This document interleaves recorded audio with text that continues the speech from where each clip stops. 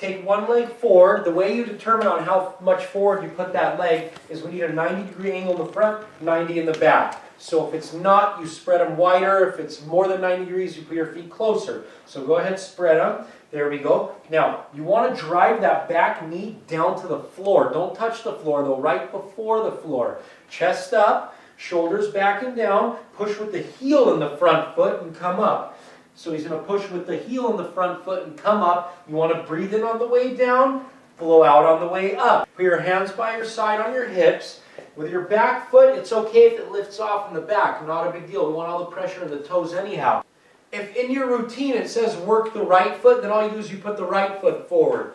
If it says work the left foot, you put the left foot forward. Make sure your feet are nice and straight, each one. You don't want them crooked. Make sure your knee doesn't pass your toe, because if it does pass your toe, you're putting pressure on your knee. So then you have to move your foot more forward if it does pass your toe.